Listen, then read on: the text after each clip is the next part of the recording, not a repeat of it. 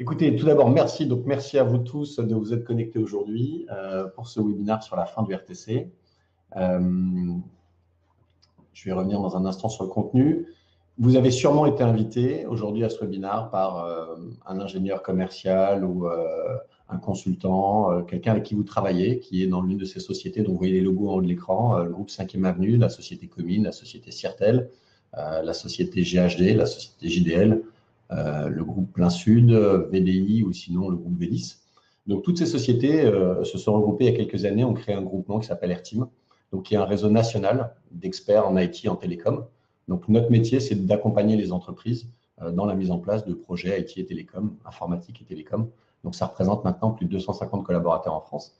Et Airteam nous a permis ensemble de mutualiser un certain nombre de ressources, comme ce type d'événement, et puis de mutualiser d'autres ressources, comme un centre de support commun, un centre de gestion de projet, afin d'avoir une meilleure capacité à intervenir sur l'ensemble du territoire et de vous accompagner. Donc, dans le cadre de ce groupement, on a décidé de faire de plus en plus des webinars et des moyens d'accompagner nos clients pour répondre à certaines problématiques et vous accompagner.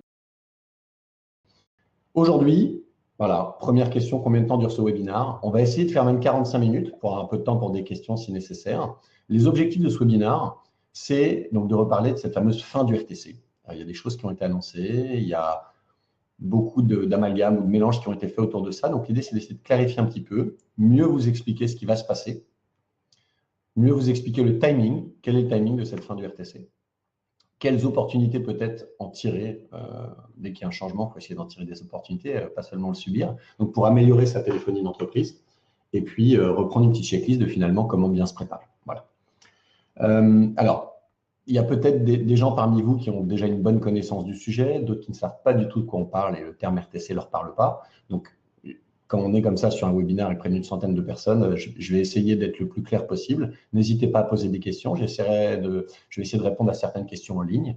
Et puis, si je ne peux pas répondre à toutes les questions en ligne, on aura bien sûr les questions après. On reviendra vers vous. Il n'y a aucun souci là-dessus. Voilà. Je vais reprendre quelques mots sur le contexte pour expliquer un petit peu ce que c'est. Donc déjà, ce fameux RTC, c'est quoi? C'est le fameux réseau téléphonique commuté. C'est le réseau historique d'Orange, celui qui a été mis en place il y a très longtemps, qui était utilisé pour donc, véhiculer toutes les communications téléphoniques sur le réseau fixe. Ce réseau, il est basé sur une technologie et des équipements qui ont été principalement déployés autour des années 80. Donc, c'est vrai que c'est un réseau qui commence à dater beaucoup. Depuis 2005, à peu près, et l'évolution du protocole IP, ce qu'on appelle le protocole IP, c'est un protocole, c'est finalement tout l'accès à Internet, et Internet qui a permis de véhiculer un certain nombre de services. Ce n'est plus le seul réseau, le réseau RTC, qui permet de faire de la téléphonie. Parce que finalement, avant, il y avait de la téléphonie qui était uniquement sur le réseau RTC. Il y a eu l'avènement du protocole IP, d'Internet, et un certain nombre de communications qui sont mises à transiter sur les réseaux IP. Donc, on avait deux réseaux pour la partie téléphonie. RTC, finalement, il arrive un petit peu en fin de vie, et il y a un vrai problème pour Orange, qui est que les coûts de maintenance de ce réseau sont très, très élevés, parce que c'est des équipements qui sont plus fabriqués par les constructeurs. C'est très difficile de changer, c'est très difficile d'avoir des ressources, des gens compétents, parce que les techniciens France Télécom qui s'occupaient de la maintenance et qui opéraient sur ce réseau, finalement, arrivaient aussi, certains vers la retraite, ne sont pas forcément remplacés. Les technologies de ce réseau ne sont plus forcément enseignées dans les écoles. Donc voilà, donc aujourd'hui, il y a un coût de réseau. Il y a un réseau qui technologiquement est plus forcément à la pointe, des équipements qui sont vieillissants, un réseau qui est de plus en plus coûteux à être maintenu, et un réseau aussi qui ne répond plus forcément aux besoins d'aujourd'hui et aux attentes d'aujourd'hui. Donc, il y a le côté usage qui est important. Donc, finalement, ce qui va se passer, et il ne faut pas prendre peur, ne vous inquiétez pas, il y a plein de solutions, c'est qu'Orange a annoncé la fermeture de ce réseau. C'est-à-dire que le réseau RTC, qui véhiculait historiquement nos communications téléphoniques, va s'arrêter. Et ça ne va pas se faire du jour au lendemain, rassurez-vous, c'est pour ça qu'on est là pour en parler, pour se préparer, mais ça va se faire en deux étapes. Il y a une première étape qui est l'arrêt de production de nouveaux accès RTC. Alors rassurez-vous, je vais détailler, je vais venir sur des cas très concrets pour vous expliquer ce que c'est des accès RTC, ce qui est impacté, ce qui n'est pas impacté. Mais avant, donc, ce qu'il faut comprendre, c'est que donc, il y a d'abord un arrêt de production. C'est-à-dire qu'à partir d'une certaine date, et je vais revenir sur le timing dans un ou deux slides, à partir d'une certaine date, il ne sera plus possible de commander des nouveaux accès. Donc, vous avez une solution qui fonctionne aujourd'hui, vous voulez accueillir un peu plus de communication, un peu plus d'utilisateurs, vous voulez faire évoluer, ce ne sera plus possible de commander des nouveaux accès. Et il y a une deuxième étape qui va être l'arrêt technique du service RTC. C'est à un moment, le service STC va se couper, va s'arrêter, on ne pourra plus l'utiliser. Donc, vous vous doutez bien qu'à cette date-là, il sera impératif d'avoir migré sur une solution compatible. Donc, l'arrêt de la production, donc la première étape, ça va être simultané sur l'ensemble du territoire. Donc, toute la France, en même temps, on aura cet arrêt de production. L'arrêt technique, par contre, comme il a un impact qui est beaucoup plus élevé, je vais revenir après sur les impacts vraiment concrets dans vos entreprises et au niveau national, comme l'arrêt technique, il a un impact qui est beaucoup plus important, ça va se faire par plaque géographique. Donc, il y a des zones qui ont été définies et les zones vont s'éteindre les unes après les autres. Voilà. Donc, voilà, revenons dans le concret. Qu'est-ce qui est impacté? La première chose qui est impactée, ce sont ce qu'on appelle les lignes analogiques. La ligne analogique, c'est la ligne que vous utilisez peut-être à la maison pour téléphoner, si vous n'avez pas de box et que vous téléphonez sur une ligne classique. Voilà, vous avez une ligne téléphonique à la maison. Ça va s'arrêter. C'est-à-dire que bientôt, ce ne sera plus possible d'en commander une nouvelle. Vous avez une nouvelle maison, ou vous ouvrez une nouvelle agence, ou vous ouvrez un nouveau bureau, vous voulez une ligne analogique pour mettre un fax, par exemple, et je vais parler des différents usages sur ces lignes, ce ne sera plus possible de commander une nouvelle ligne analogique. Un peu plus important et encore plus impactant quand on parle de téléphonie d'entreprise, les fameuses lignes numéris T0 et T2. Ça, T0 et T2, ce sont les lignes qui sont utilisées, qui sont raccordées à votre standard d'entreprise et qui servent à véhiculer les communications téléphoniques de votre standard d'entreprise. Ça, pareil, ces lignes, concrètement, là, on est vraiment dans le cœur de ce qui ne va plus être supporté et ce qui va s'arrêter. On ne va plus pouvoir produire des nouvelles et demain, celles qui sont en place ne vont plus pouvoir fonctionner. Quand je parlais tout à l'heure un petit peu d'amalgame, c'est qu'on parle ici donc d'un réseau téléphonique, RTC, et on lit pas mal de choses où, en échangeant avec des gens, on se rend compte que souvent le message est un petit peu faussé. Des gens pensent que le cuivre va s'arrêter. Donc là, je vous rassure, le cuivre ne va pas s'arrêter. C'est-à-dire que la prise téléphonique avec ces petits fils de cuivre sur lesquels on branche en effet sa ligne téléphonique, on peut brancher sa box ADSL, le cuivre, il va être conservé. Donc aujourd'hui, tous les services qui sont basés sur le réseau cuivre, c'est-à-dire un ADSL, un SDSL, une ligne téléphonique, mais ce qu'on appelle en dégroupage, donc qui passe sur IP. Si à la maison, par exemple, vous avez une box Internet, bah vous avez une ligne de téléphone qui peut-être passe à travers votre box. Donc ça, il n'y a pas de souci, ça va être maintenu. C'est même ce type de service qui vont remplacer ce qui va être arrêté. Ce qui va être arrêté, c'est vraiment la couche téléphonique pure sur les anciens accès, donc les accès analogiques et les accès numériques. Tout ce qui est basé sur du cuivre, mais qui est en IP, ça va continuer bien sûr à fonctionner. Et voilà. Donc, on n'est pas obligé encore tous de supprimer tout ce qui est cuivre et de passer uniquement sur de la fibre. Bien sûr qu'on y va, puisqu'à terme, la fibre est le service d'avenir. Mais aujourd'hui, il y a des services que vous avez aujourd'hui sur du cuivre qui vont bien sûr être maintenus. Donc, j'ai une petite question, je réponds tout de suite. Les box qu'on a chez nous sont branchées sur des lignes analogiques. Les terminaisons devront être modifiées. Non, la ligne analogique, elle va fonctionner. La paire de cuivre va fonctionner encore. La connectique va fonctionner encore. Si votre téléphone, il est bien sur la box, c'est-à-dire qu'il est sur IP, donc lui, il fonctionnera. Si par contre, le téléphone, il est branché sur la prise téléphonique et que c'est un dégroupage qu'on appelle partiel, il n'est pas branché sur la box, lui, par contre, ce téléphone, il ne marchera plus. Par contre, la box, elle qui fournit un service IP, elle va continuer à fonctionner. Voilà. Donc, en résumé, mais je crois que d'ailleurs, non, je le sais du résumé, je le fais après. Quel timing? Parce que c'est ça qui est important pour qu'on puisse imaginer l'impact qu'on va avoir dans nos entreprises. C'est important de reparler du timing. Je vous ai dit tout à l'heure que ça allait se passer en deux phases. Une première phase qui est l'arrêt de production. Ça arrive dès 2018. Alors 2018, ça paraissait il y a longtemps, parce que ça, on en parle depuis 2016, de la fin du RTC. En 2016, on se disait 2018, c'est dans longtemps. Bah, finalement, 2018, c'est dans un petit mois. Donc voilà. Donc en 2018, il ne sera plus possible de souscrire des lignes analogiques. Voilà. On ne pourra plus souscrire de lignes analogiques. C'est que demain, vous démarrez une agence et vous avez besoin de mettre un fax. On est habitué souvent à mettre des lignes analogiques pour des fax, pour différentes choses. Ce ne sera plus possible. On ne pourra plus créer de nouvelles lignes analogiques en 2018. Ligne numéris, c'est en 2019 que l'on va arrêter. Excusez-moi, j'ai fait en effet une petite coquille sur le slide. J'ai mis 2015 à la place de 2025. Donc c'est 2025 et après, il y a des X, ça va continuer. Je vais reparler après, en effet, des solutions sur les équipements. Je vois une question. Donc, 2018, on ne peut plus souscrire de ligne analogique. 2019, on ne peut plus souscrire de ligne numéris. Ça, c'est un impact qui est non négligeable. C'est-à-dire que sur votre PABX aujourd'hui, si vous avez des T0 et des T2, vous avez par exemple 3 T0 pour une agence parce que vous avez 8 personnes sur une agence, vous avez mis 3 T0. Pour rappel, un T0 fait passer 2 communications simultanées et un T2, ça peut faire passer 15 ou 30 communications simultanées. Donc, sur votre standard d'entreprise, vous avez peut-être un ou plusieurs T2, un ou plusieurs T0. Donc, en 2019, vous vous dites, tiens, j'ai recruté 10 personnes dans mon agence, j'ai envie de rajouter des T0, j'ai envie de rajouter un T2. Ce ne sera plus possible. Voilà, on ne pourra plus faire évoluer ce qui est en place. Donc ça, c'est la fin de souscription. La fin du fonctionnement. Eh bien, en 2016, Orange a annoncé que la première plaque allait être fermée 5 ans après. Donc, les plaques, alors je crois que la première plaque, c'est la Bretagne, à vérifier, mais voilà, il y a à chaque fois 5 ans entre l'annonce et la fermeture. Vous doutez bien qu'on ne peut pas couper un service, couper toutes les lignes analogiques. Je vois des questions à propos des ascenseurs à partir. Donc, je vais revenir là-dessus. On ne peut pas couper un service du jour au lendemain sans avoir prévenu les gens, sans que les gens se soient préparés. Donc, c'est pour ça qu'il va se passer 5 ans entre une annonce de coupure et une fermeture de plaque. Donc, il y a des annonces qui se font progressivement et qui vont continuer à se faire. Et toutes les plaques vont s'éteindre à partir de 2021. Et en effet, entre 2021 et 2024, toutes les plaques vont se couper. C'est-à-dire que donc, les lignes analogiques qui sont en fonctionnement et les lignes numériques T0 et T2 ne fonctionneront plus entre 2021 et 2024. Donc, ça nous laisse un petit peu de temps pour se préparer. Mais dans une entreprise, autant pour un particulier, si son téléphone à la maison ne marche plus, il va acheter la nouvelle solution qui sera disponible via un opérateur et puis il mettra à jour, ce sera assez simple. Dans une entreprise, quand on a plusieurs sites ou quand on a un standard d'entreprise avec un certain nombre d'usagers, un certain nombre d'usages, il faut quand même un petit peu anticiper ça et préparer le projet. C'est pour ça qu'on est aujourd'hui là pour en parler, pour vous donner une vision claire. Donc, fin de souscription des lignes 2018-2019 et fermeture à partir de 2021. Donc, en résumé, je reprends un petit peu ce qui va s'arrêter, je rentre un peu plus dans les usages après. Ce qui s'arrête, ce sont les lignes analogiques qu'on utilise pour téléphoner ou pour des services, comme le fax, comme la télémaintenance.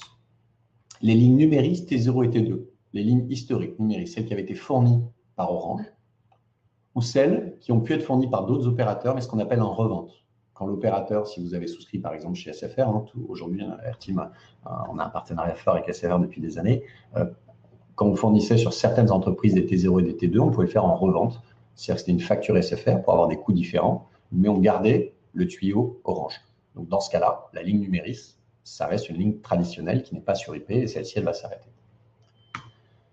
Ce qui n'est pas impacté, c'est les services ADSL ou SDSL. Je vois une question d'une personne qui me dit, est-ce qu'on pourra tout de même tirer une ligne cuivrée pour de l'ADSL? Oui, bien sûr. Tout ce qui est IP, ADSL, SDSL, bien sûr, on pourra toujours utiliser le cuivre pour faire transiter de l'IP. L'IP transitera toujours. Ce qui ne transitera plus, c'est vraiment la partie téléphonique commutée. Donc, les services ADSL ou SDSL vont être coupés, ne seront pas impactés, excusez-moi. Et les solutions donc, de téléphonie sur IP ou de voix sur IP qui sont basées sur du cuivre, elles vont continuer de fonctionner.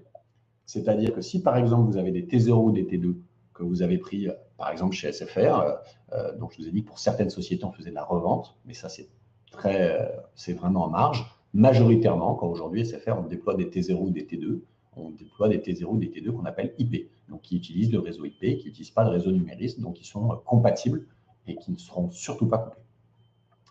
Donc voilà, donc en résumé, ce qui est coupé, c'est les lignes analogiques, les lignes numériques historiques T0, T2, et ce qui n'est pas impacté, c'est tout ce qui est service ADSL, solution téléphonie voix sur IP. Téléphonie sur IP, voix sur IP, ou les T2, T0, T2 IP. Alors, je vais rentrer un petit peu dans les usages de ces lignes analogiques et les usages du RNIS pour que l'on voit un petit peu qu'est-ce que l'on peut mettre en face et finalement, quelles sont les options qu'on a pour bien se préparer. Donc, une ligne analogique, déjà, à quoi ça sert? Ça peut être utilisé dans une entreprise, vous allez voir qu'il y a plusieurs cas, et vous allez peut-être voir des choses auxquelles vous n'aviez pas pensé. Principalement, ça peut être utilisé pour des lignes téléphoniques indépendantes.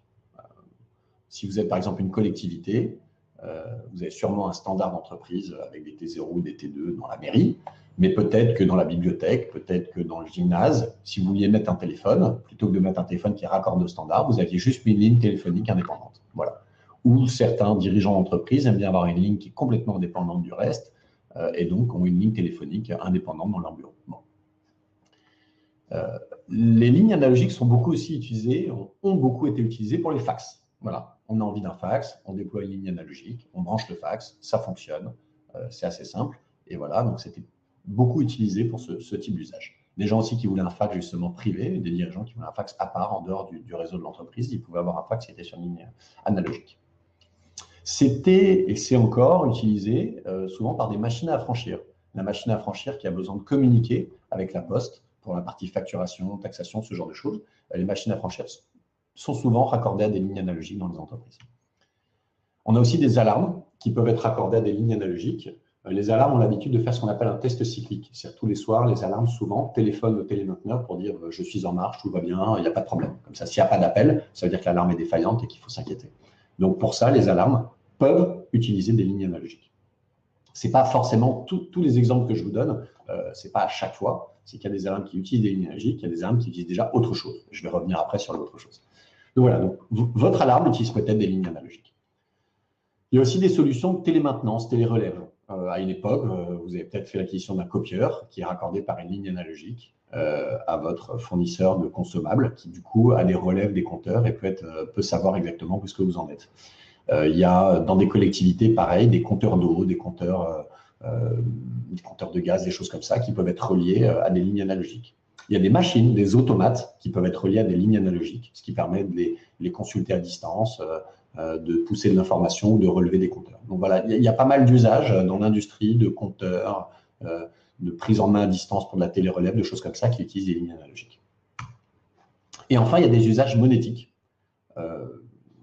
Beaucoup de terminaux de paiement utilisaient et utilisent des lignes analogiques pour faire les vérifications bancaires, pour se connecter aux banques et se connecter au réseau monétique. Donc on voit que la ligne analogique, ce n'est pas uniquement une ligne qui téléphone, ça peut être une ligne qui est de plus en plus, c'est une ligne qui est utilisée comme support pour faire transiter une information. Je voyais une question à propos des ascenseurs. Alors les ascenseurs, c'est un des plus gros challenges pour cette fin du RTC, parce qu'en effet, les milliers d'ascenseurs en France, la plus grande majorité des ascenseurs sont raccordés avec des lignes analogiques pour le fameux bouton SOS. Donc, il y a des solutions, hein, les ascensoristes s'y préparent, mais en effet, c'est un gros challenge parce qu'il faut mettre à jour tous les ascenseurs avant justement l'arrêt du service. Les nouveaux ascenseurs qui vont être installés, ils utilisent d'autres technologies, donc il n'y aura pas de problème. Par contre, les ascenseurs qui sont en place, le parc d'ascenseurs, en effet, il faut le mettre à jour. Donc, ça, ce sont les différents usages des lignes analogiques. Donc, par rapport à ces usages, la question, c'est finalement, qu'est-ce qu'on peut faire? Il faut faire évoluer soit les équipements analogiques, soit utiliser des passerelles. Alors, justement, il y a des solutions. Alors, soit on change le terminal, et on a des terminaux qui sont IP. Aujourd'hui, en monétique, en télémaintenance, il y a soit on va changer l'équipement et puis il va être compatible avec le réseau IP, c'est-à-dire qu'on va pouvoir le connecter à son réseau informatique, soit on utilise une passerelle de conversion. Il y a des petites passerelles qui permettent de brancher d'un côté le réseau IP, de l'autre côté le terminal. Et ça va permettre de convertir le signal et puis de faire dialoguer le terminal sur un réseau IP. Il y a aussi des options qui sont de profiter de ça pour externaliser certains services. Je pense par exemple au fax. Le fax déjà est un peu moins utilisé ou beaucoup moins utilisé, ça dépend des métiers dans les entreprises. Le fax, ce n'était pas forcément quelque chose de très, très écologique avec des tonnes de papier qui étaient imprimés quotidiennement, surtout avec des choses qui n'étaient pas forcément des fax souhaités, mais beaucoup de pubs et des choses comme ça. Donc, beaucoup d'entreprises se posent aujourd'hui la question, si ce n'est pas déjà fait, d'en profiter pour externaliser, par exemple, le fax et d'utiliser ce qu'on appelle les solutions de fax to mail ou de mail to fax. Alors, ça peut être hébergé chez un prestataire, mais ça peut être aussi chez vous, un serveur de fax. L'idée, c'est de dire quand un fax arrive sur mon numéro 01 ou 02 ou 03, il est converti en PDF et je le reçois par mail dans une ou plusieurs boîtes mail. Bon. Et dans l'autre sens, c'est pareil. Si je souhaite envoyer un fax à quelqu'un, j'envoie un email à un numéro de téléphone et puis un système informatique convertit mon fax en email. Ça me permet de réduire le papier, ça me permet de faciliter le classement, l'archivage. Donc aujourd'hui, pour remplacer ça, soit des terminaux qu'on rend IP, soit les terminaux sont IP ou on les convertit en IP avec un adaptateur, soit on utilise des services hébergés, soit on peut aussi utiliser le réseau mobile, comme autre exemple. Aujourd'hui, il y a beaucoup de constructeurs d'alarmes qui commencent à intégrer dans leurs alarmes des cartes SIM avec des petits abonnements, ce qu'on appelle du machine-to-machine, l'Internet des objets. Donc, c'est de se dire, finalement, mon alarme, je mets une carte SIM à l'intérieur et ma vérification quotidienne de connectivité de mon alarme ou ma remontée d'incident, je la fais via un réseau mobile plutôt que de la faire par rapport à un réseau RTC. Ce qui est en plus intéressant en termes de fiabilité, pour vous donner pour la petite histoire, parce que une des premières choses que va faire aujourd'hui un cambrioleur qui veut pénétrer dans une entreprise ou dans un véhicule, si c'est visible, ça va d'essayer de couper des câbles d'arrivée téléphonique. Alors, quand vous êtes dans une grande ville, dans une zone d'activité, les câbles ne sont pas visibles comme ça, mais dans des zones qui sont plus rurales, ça arrive que les câbles téléphoniques soient visibles, les entrées dans les entreprises ou dans les maisons, dans les résidences personnelles.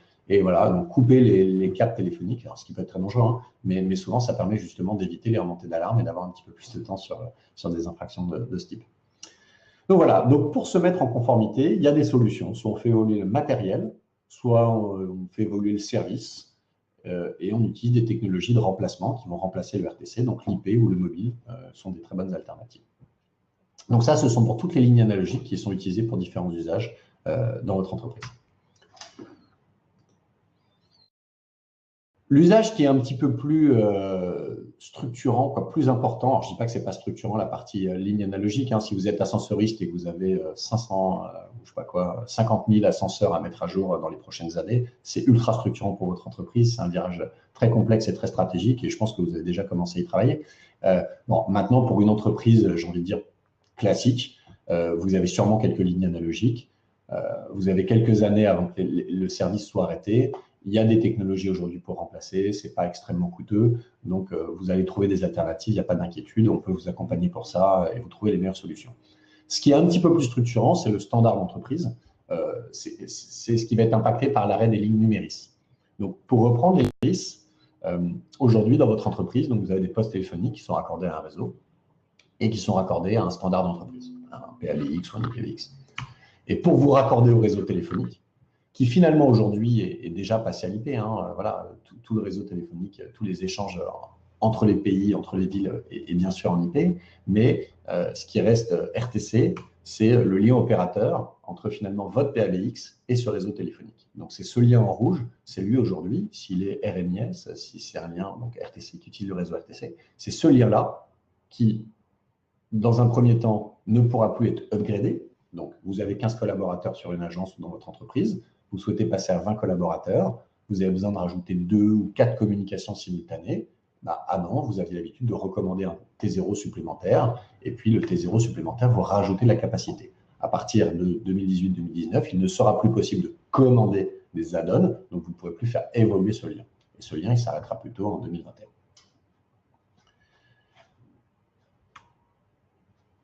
Comment se mettre en conformité? Finalement, il faut donc remplacer les fameux T0 et les T2 qui sont derrière votre PABX par une technologie qui est plus récente. Et aujourd'hui, la bonne nouvelle, c'est qu'il y a plusieurs alternatives. La question que je voulais soulever, c'est avant de choisir une alternative, c'est de se demander s'il ne faut pas profiter de ce changement pour faire évoluer sa téléphonie d'entreprise. C'est-à-dire que si on voit juste très short terme et qu'on met aujourd'hui un projet de se dire je remplace mes T0 et mes T2, il y a de fortes chances qu'à moyen terme, vous vous rendiez compte ensuite que votre PABX, il n'a pas changé depuis assez longtemps, lui aussi, il va avoir ses faiblesses. Vos postes aussi vont plus avoir de contrat de maintenance et vous aurez des problématiques aussi sur les équipements. Donc, c'est pour ça qu'aujourd'hui, il y a des nouveaux besoins qui sont vraiment de plus en plus présents en entreprise. Notre façon de travailler, le nomadisme, le télétravail font qu'aujourd'hui, on a des nouveaux besoins en entreprise. Et je pense que c'est important, c'est pour ça que je voulais reprendre un petit slide là-dessus, de les prendre en compte dans ce projet pour faire les bons choix dès le début, de se dire justement comment je fais évoluer ma téléphonie d'entreprise. Aujourd'hui, de plus en plus d'ailleurs, le coût d'acquisition d'un client est important, on a envie de les garder. Notre standard téléphonique, le téléphone, ce n'est pas dépassé du tout et c'est même souvent le premier accueil du client qui appelle. Donc la question, c'est est-ce qu'on n'a pas envie aujourd'hui de faire évoluer un petit peu son standard pour le rendre plus simple à administrer, plus ferré justement des périodes de fête, si j'ai envie de me rendre disponible, de changer mon rendez d'appel, de changer mon serveur vocal, de changer ma musique. Est-ce qu'aujourd'hui, tout ça, c'est facile à faire avec le standard actuel? Est-ce qu'on a besoin dans l'entreprise de le rendre un petit peu plus moderne? De la même façon, la gestion et la distribution des appels, avec des collaborateurs qui font un petit peu plus de télétravail qu'avant, avec des gens qui sont encore plus nomades, est-ce qu'il ne faut pas un système un petit peu plus intelligent qui permet de mieux gérer les débordements et de mieux gérer les routages d'appels, par exemple? Est-ce que finalement, la ligne fixe, ce ne serait pas intéressant de pouvoir l'utiliser aussi facilement depuis son mobile? Voilà. Est-ce que ce ne serait pas intéressant aussi d'utiliser depuis son PC? Parce que finalement, aujourd'hui, le plus important sur un poste de travail, c'est l'ordinateur. On y passe tous pas mal d'heures. Est-ce que ce ne serait pas assez agréable de pouvoir téléphoner depuis son ordinateur, cliquer depuis son ordinateur, avoir des interactions entre ses applications métiers et sa téléphonie, par exemple? De plus en plus, la voix est un moyen de véhiculer de l'information intéressant, mais très vite, quand on commence à parler, on se dit qu'on aimerait bien se montrer un fichier, on a envie de partager un écran. Et puis, c'est agréable de voir le visage des gens à qui on parle par moment. Donc, finalement, de faire en mode conférence, avec pourquoi pas donc de la visio. Et voilà. Donc, aujourd'hui, il faut se poser ces questions, de se dire, ma téléphonie, est-ce que je n'ai pas besoin de faire évoluer mon standard? Est-ce que je n'ai pas besoin d'avoir une meilleure gestion des appels? Est-ce qu'aujourd'hui, je suis content de la qualité de mon service client et de la façon dont j'accueille mes clients, mes partenaires sur mon standard? Est-ce que je ne veux pas apporter un petit peu ce qu'on appelle de communication unifiée pour finalement ne pas cloisonner les outils de communication de l'entreprise, hein, parce que c'est ça, on est à l'ère de la communication, on est à l'ère des nouvelles technologies, mais on est un peu dans une phase de transition où finalement, il y a tellement d'outils entre le smartphone, entre le téléphone de l'entreprise, entre le chat, entre la messagerie instantanée, les partages de bureaux. Dans certaines entreprises, il y a tellement d'outils que finalement, les collaborateurs ne savent plus trop quoi utiliser, comment. Et donc, est-ce que ce changement technologique, cette fin du RTC, ce n'est pas une très bonne occasion de tout remettre à plat pour redéfinir un petit peu la stratégie et les outils de communication d'entreprise? Je voulais juste reparler du mobile, parce qu'aujourd'hui, je pense que c'est vraiment ce qui a le plus d'impact dans la téléphonie fixe. Hein. C'est qu'aujourd'hui, tous les collaborateurs sont équipés de mobiles, bien sûr. Donc, je ne suis pas en train de dire qu'il faut mettre des mobiles à tout le monde. Hein. On a des gens qui vont être derrière le standard d'entreprise avec un poste fixe et qui ont besoin d'un téléphone fixe. Mais on a aussi de plus en plus de gens qui ont un mobile, que ce soit des mobiles pro, des mobiles perso qu'ils utilisent à titre professionnel. Mais aujourd'hui, sachez que sur son mobile, on peut utiliser des applications qui vont permettre d'indiquer la disponibilité, sa disponibilité à ses collaborateurs. Donc ça, c'est être capable, par exemple, si une standardise l'entreprise, de lui dire « je suis disponible, je ne suis pas disponible, tu peux me transférer des appels du standard ou tu ne peux pas me transférer des appels du standard », ce qui est un point vraiment important. On peut utiliser un seul terminal pour ces deux lignes, les lignes fixes et mobiles. Donc ça, c'est vraiment intéressant de se dire un collaborateur qui est très nomade, finalement, on ne va peut-être pas lui donner un téléphone fixe parce qu'il est très nomade, mais on veut qu'il ait un numéro en 01 ou en 02 parce que c'est important que certains clients veulent l'appeler sur son 01 ou sur son 02. Donc, on peut lui donner une application mobile qui va lui permettre de recevoir un 01 ou un 02 sur son téléphone portable. Et ça, c'est intéressant aussi parce que quand je suis finalement à l'étranger, maintenant, il n'y a plus de frais de roaming, par exemple, en data, quand je suis en Europe. En Europe, je vais pouvoir, avec mon smartphone, recevoir tous les appels qui étaient 01, 02, quoi, géographique, je vais les recevoir sur mon mobile et sans aucun coût, parce que je vais juste consommer soit du Wi-Fi, si je suis dans mon hôtel ou dans un lieu de séminaire, par exemple, ou, voilà, ou si je suis en 3G, 4G, voilà, je suis en déplacement en Europe, je vais pouvoir recevoir les appels prévus pour être sur ma ligne fixe, finalement, que je reçois sur mon mobile. Et de la même façon, quand je veux téléphoner, plutôt que de téléphoner si je suis dans un pays assez lointain, si je suis par exemple en Asie ou en Russie ou en Afrique, donc les coûts de roaming sont plus élevés, plutôt que de téléphoner avec mon mobile, si je suis à l'hôtel en Wi-Fi, je vais pouvoir utiliser un client, un surfphone, donc un client, une application mobile sur mon smartphone pour être capable de téléphoner avec mon mobile et puis d'utiliser ma ligne fixe. Donc j'appelle et je fais apparaître un 01, même si je suis en déplacement.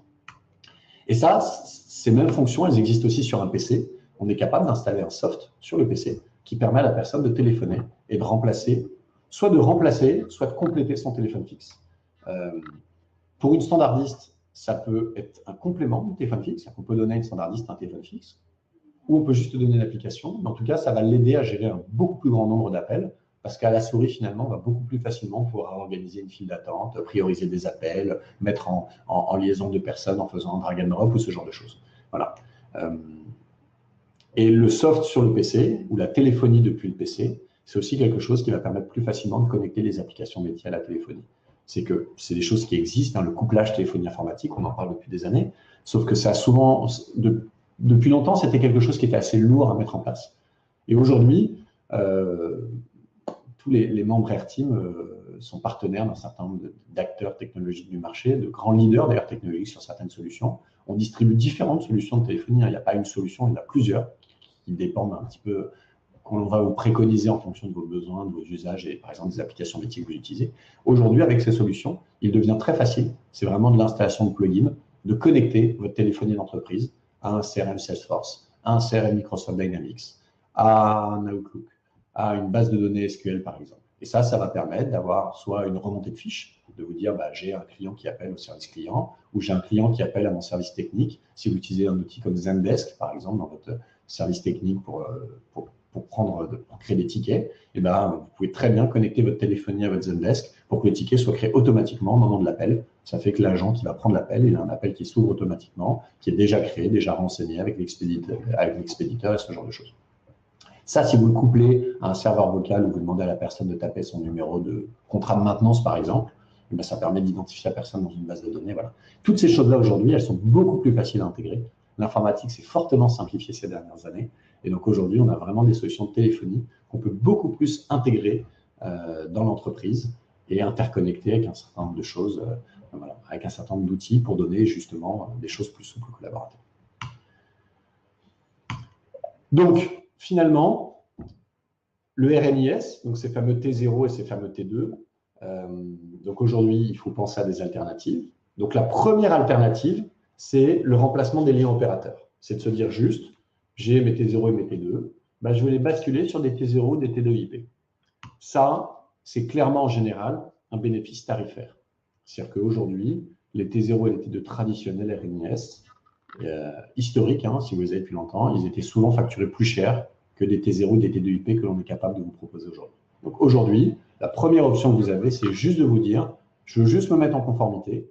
J'avais des T0 et des T2 RNIS, je les remplace par des T0 et des T2 IP. Je vais gagner un petit peu d'argent. Je vais souvent avoir des communications en fait illimitées, tout simplement.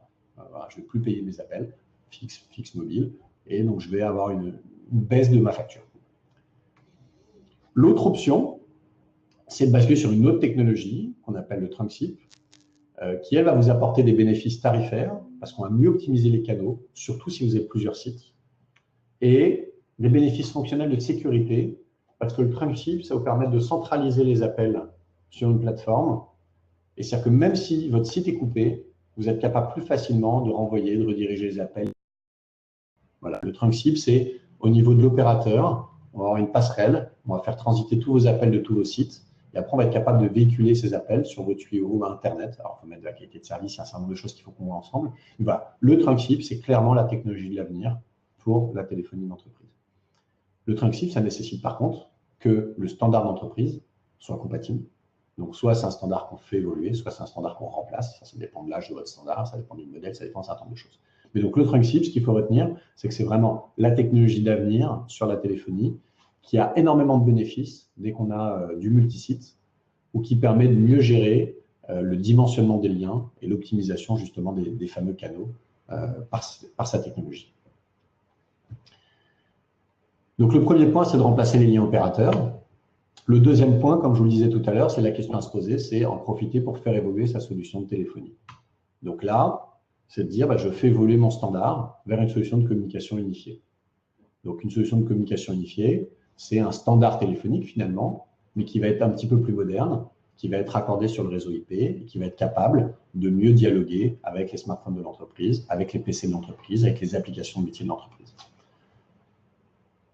Bizarrement, ça ne coûte pas forcément plus cher. Alors, parce que ça dépend un petit peu de votre cas, chaque cas est indépendant. Donc, la question, c'est qu'ensuite, je pense qu'il faut aller voir chaque dossier et chaque cas et chaque situation dans le détail.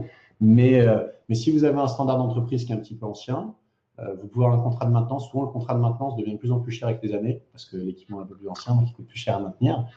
Aujourd'hui, on voit régulièrement des cas où finalement, on arrive à faire des économies tout en changeant le matériel, en étant sur des standards plus récents. Donc, il n'y a pas forcément un coût, ce n'est pas forcément un projet qui est un vrai investissement pour l'entreprise. C'est des choses dans des coûts de fonctionnement où on peut rester dans les budgets de l'entreprise actuelle tout en faisant évoluer la solution.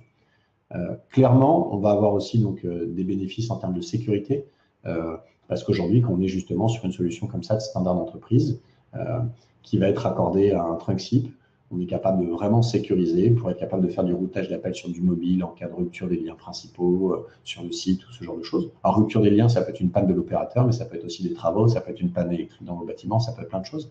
Voilà. Donc, souvent, l'évolution de ces standards d'entreprise permet en même temps de répondre à des vraies problématiques de reprise d'activité en cas de problème ou quoi que ce soit, parce que ces solutions permettent de beaucoup plus facilement router les appels d'un site A vers un site B. Si vous avez des problématiques sur un site, que ce soit des collaborateurs en grève, un site qui est inaccessible, un site qui est fermé, un site qui est inondé ou quoi que ce soit, vous pouvez beaucoup plus facilement router vos appels et les transférer sur un autre site. Ou vous pouvez d'ailleurs beaucoup plus facilement laisser vos collaborateurs travailler de chez eux, faire du home office, faire du télétravail, avec des solutions qui vous permettent de vous connecter à distance au standard d'entreprise. Et donc, cette solution, elle apporte aussi, comme on l'a dit tout à l'heure, des bénéfices fonctionnels par l'interaction avec l'ordinateur. Et c'est vrai qu'aujourd'hui, des commerciaux qui peuvent utiliser leur CRM en cliquant tout simplement pour appeler lors de séances de prospection ou pour rappeler des clients qui peuvent simplement cliquer sur des numéros de téléphone, c'est un gain de temps. Un service technique ou un service client qui a les tickets qui s'ouvrent automatiquement, qui se créent automatiquement, qui affiche la fiche du client automatiquement, c'est bien sûr aussi un gain de temps et un gain fonctionnel. Voilà. Et puis, donc, comme on en parlait tout à l'heure, avoir une application sur son PC ou avoir une application mobile sur son smartphone qui permet de prendre ses appels fixes, de choisir si je suis disponible sur le fixe, disponible sur le mobile, disponible sur les deux. Voilà, c'est des gains fonctionnels qui sont importants. Donc voilà, donc aujourd'hui, si je résume un petit peu en une minute ce qu'on a dit depuis le début de cette présentation, on a donc un changement majeur qui est la fin de ce réseau téléphonique commuté, qui est lié à un réseau qui est trop ancien, qui coûte trop cher à maintenir. Ça va se faire en 2 étapes. On arrête de créer des nouveaux liens. C'est-à-dire si vous avez des lignes analogiques ou des lignes T0, T2, vous ne pourrez plus en créer des nouvelles, donc vous ne pourrez plus augmenter votre capacité de transit d'appel. Et la deuxième étape, qui n'arrive pas tout de suite, donc ça, l'arrêt de production, ça arrive dès l'année prochaine, donc c'est demain. L'arrêt de maintien, l'arrêt de ces services-là, c'est programmé pour à partir de 2021, donc on a un petit peu de temps, mais il faut anticiper quand même. Et donc aujourd'hui, pour se préparer par rapport à ça, soit on transforme juste le lien, on change juste le lien et puis on continue avec ces équipements en place, soit on en profite pour se mettre dans un projet de réanalyse des besoins finalement et de se dire est-ce que cette rupture technologique, plutôt que de la subir, est-ce que ce n'est pas le moment de se poser la question de se dire finalement, ma téléphonie d'entreprise, est-ce que ce n'est pas le moment d'en profiter pour avoir une solution qui me permet de changer souvent ma musique d'attente au moment des fêtes, par exemple, de souhaiter la meilleure année à mes clients quand ils appellent, avec une musique qui change un peu pour ne pas garder la même sonorité de piano que j'ai depuis 15 ans dans ma boîte parce que c'était trop compliqué de la changer, il fallait appeler mon mainteneur. Voilà. Est-ce que ce n'est pas le moment de basculer sur une solution de téléphonie qui va permettre de mieux gérer son accueil client, mieux gérer, pourquoi pas, son accueil vocal interactif, qui va permettre à mes collaborateurs de téléphoner depuis leur PC, téléphoner depuis leur smartphone, qui va me permettre de répondre à mes collaborateurs qui me demandent de pouvoir de temps en temps faire un peu de home office ou ce genre de choses, ou mes sites distants qui puissent passer à travers mon standard d'entreprise. Finalement, vous avez 2 sites. Est-ce que ce ne serait pas génial d'avoir une seule standardiste qui peut voir la présence des autres collaborateurs ou savoir s'ils sont en ligne ou pas en ligne sur le 2e site? Voilà. Tous ces usages, ils existent. Donc, notre préconisation, c'est quand même de se poser la question, de se dire, aujourd'hui, comment vous fonctionnez avec vos outils de communication? Est-ce que ce n'est pas le moment de revoir un petit peu ça? Donc, finalement, comment se préparer? Ce qui est essentiel, c'est de faire une analyse de l'existant. On a vu que des lignes analogiques, il peut y avoir des lignes analogiques qui peuvent être cachées à des endroits où on a complètement oublié. La machine à café un peu connectée, le distributeur automatique de boissons connecté, un copieur dans un coin connecté, un fax connecté. Voilà. Donc, il faut faire une espèce de petite analyse de l'existant pour vraiment lister tous les équipements dans l'entreprise qui sont susceptibles d'utiliser ce réseau. Et ensuite, donc, c'est d'identifier tous les équipements qui utilisent des lignes analogiques et d'identifier comment votre standard est raccordé au réseau téléphonique.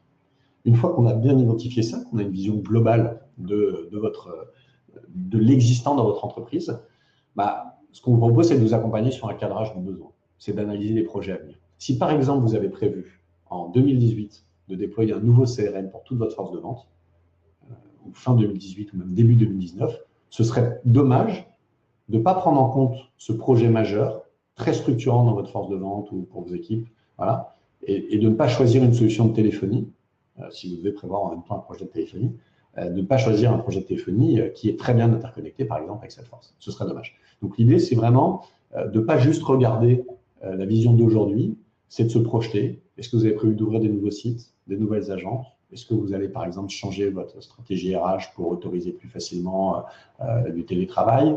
Est-ce que vous allez déployer des nouveaux outils de relations clients, de ticketing, CRM, que vous auriez aimé connecter? Voilà. Donc, c'est tout ça qu'il faut analyser pour, du coup, essayer de définir la meilleure solution à mettre qui va, vous permettre d'être conforme à cette évolution technologique, et 2, surtout, parce que le plus important, c'est vous donner des meilleurs outils de travail, donner des meilleures solutions de télécommunication à votre entreprise. Voilà. Et ensuite, il y a la gestion de projet et surtout l'accompagnement du changement, parce que quand on change une solution de téléphonie dans une entreprise, il y a des collaborateurs qui vont s'y faire très vite, des gens qui ont des smartphones, vous allez leur mettre demain une application pour gérer leur ligne téléphonique sur leur smartphone, ils vont être ravis. Vous allez voir que vous n'aurez aucun frein au changement. Et par contre, d'autres profils dans l'entreprise, si vous changez juste un poste téléphonique par un autre poste téléphonique et que les raccourcis ne sont pas exactement pareils, voilà, il y a toujours un petit peu d'accompagnement du changement qui est important à faire. Si on change, par exemple, l'accueil vocal de l'entreprise et qu'on décide de mettre en place un petit serveur vocal interactif pour splitter les appels du service technique et les appels du service client, pour éviter que la standardiste prenne tous ces appels en frontal et que vous les séparez dès le début, bah, ce genre de projet, ça nécessite de préparer, de le gérer et d'accompagner le changement, parce qu'on peut avoir des utilisateurs qui sont un petit peu réticents à ce genre de changement. Voilà. La bonne nouvelle, c'est que tous ces projets de téléphonie, finalement, il n'y a rien de nouveau. Hein, ça fait des années qu'on accompagne les entreprises sur ce genre de projet. Si vous êtes présent à ce webinaire aujourd'hui, c'est que quelqu'un vous a invité, quelqu'un a pensé à vous. C'est déjà un bon début. C'est-à-dire que vous avez aujourd'hui un partenaire, un membre du réseau AirTeam qui pense à vous, qui a pensé que c'était important pour vous et qui a des bonnes compétences pour vous accompagner sur ce type de projet. Donc, ça va bien se passer. Voilà, la bonne nouvelle, c'est que ça va bien se passer. Écoutez, je suis arrivé à la fin de cette présentation, à 45 minutes. Alors, j'ai vu qu'il y avait pas mal de questions. J'ai vu qu'il y avait pas mal de questions qui avaient été posées. Alors, je remercie Nicolas, j'ai vu qu'il a répondu à certains d'entre vous. Écoutez, ce que je vais faire, c'est que je vais regarder un petit peu. Alors là, j'ai une question. Si je les prends en partant d'en bas, je ne prends pas du début, je prends d'en bas. Concrètement, le trunk-SIM au niveau réseau hardware, ça veut dire quoi? Donc, le trunk-SIM, c'est une technologie qui permet de faire transiter la téléphonie. On va utiliser soit un lien dédié opérateur, soit ça peut utiliser votre lien Internet. Maintenant, ce qui est important, c'est de mettre de la qualité de service sur ce lien. Parce que ce qui est prioritaire, c'est la voix. Ce n'est pas quelqu'un qui va faire un gros téléchargement de pièces jointes. Donc, c'est pour ça qu'il y a des super solutions, mais il faut en effet un chef d'orchestre. Alors, un chef d'orchestre qui pilote ce projet, parce qu'en effet, il faut tout prendre en compte. Si on décide d'utiliser le lien Internet pour faire transiter la voix, la qualité peut être exceptionnelle, peut être très bonne. Il y a souvent des gens qui disent « Ah, la voix sur IP, ça me fait peur, la qualité n'est pas bonne », parce que les gens ont une mauvaise idée, une mauvaise image de la voix sur IP. Les gens ont une image de la voix sur IP, qui est l'utilisation de Skype ou d'une ligne sur une box, sur laquelle il n'y a aucune qualité de service, aucun débit garanti. C'est ça la grande différence entre le grand public et l'entreprise. À la maison, vous avez une box ADSL qui vous dit jusqu'à 20 mégas. C'est de l'ADSL, mais de temps en temps, vous avez qu'un ou deux mégas de bande passante. Et il n'y a pas de priorisation. Donc, vous pouvez faire un appel téléphonique et puis à un moment, s'il n'y a plus assez de bande passante, la qualité peut être un petit peu dégradée. Bon, c'est de moins en moins le cas. Hein. C'était le cas il y a quelques années, c'est de moins en moins le cas. Mais il ne faut pas du tout avoir peur. Voix sur IP, ça ne veut pas dire mauvaise qualité. D'ailleurs, tous les appels sont en voix sur IP quoi qu'il arrive, puisque même si vous avez aujourd'hui des vieux tuyaux RNIS donc qui ne sont pas IP, ensuite, votre appel, il transite sur IP. Quand vous faites un appel à l'étranger dans un IP, quoi qu'il arrive, votre appel, il est en IP. Donc aujourd'hui, on téléphone tous en IP et la qualité est exceptionnelle. Il n'y a pas de problème. Par contre, vous, votre raccordement, si vous décidez de passer en IP avec un trunk-SIM, ce qui est important, c'est donc que vous ayez un débit qui soit garanti. C'est pour ça que les liens entreprises sont beaucoup plus chers que les liens grand public, parce qu'on garantit les débits et on est capable de mettre dessus la qualité de service et de prioriser la voix par rapport à d'autres usages. Donc ça, c'est essentiel. Donc le trunk-SIM, concrètement, il faut un tuyau qui peut être soit dédié uniquement pour la voix, soit on mutualise voix data. Et après, comme votre standard d'entreprise est raccordé à votre réseau informatique, c'est juste une configuration du standard qui doit être compatible pour se connecter à la passerelle, à la gateway SIP. Voilà. La présentation me demande si elle est disponible. Bonne nouvelle, tout a été enregistré. Donc, vous pouvez visualiser un replay et vous allez recevoir un mail qui vous remercie d'avoir participé à ce webinaire et avec le lien en replay. Voilà. Et puis, si vous avez besoin de slides, je vous invite à vous rapprocher de la personne qui vous a invité à ce webinaire et qui devra pouvoir vous communiquer les slides. Donc, si j'ouvre prochainement une nouvelle ligne RTC, puis-je trouver dès maintenant l'alternative? Oui, c'est conseillé si vous ouvrez une ligne RTC, tout de suite de vous poser la question des alternatives, donc de vous rapprocher, pareil, de la personne qui vous a invité à ce webinaire, qui pourra vous voir un peu avec vous les scénarios et analyser ça avec vous. Alors, il y a beaucoup de questions qui ont été répondues. Alors, s'il y en a qui doivent partir, écoutez, je vous remercie beaucoup pour votre présence. Je vous remercie d'être venu. Donc, vous allez recevoir un petit mail avec le replay. Et puis, si vous avez des questions, n'hésitez pas à les poser à la personne qui vous invite à ce webinaire et qui sera sûrement à même de vous répondre. Merci beaucoup. Je vous souhaite une bonne journée. Et pour ceux qui ont encore 5 minutes, eh ben, je regarde si je vois d'autres questions auxquelles Nicolas n'a pas répondu. Je vais regarder ça. Et de toute façon, on va exporter les questions. Donc si je vois qu'il y a des questions qui n'ont pas été répondues après, on vous répondra personnellement.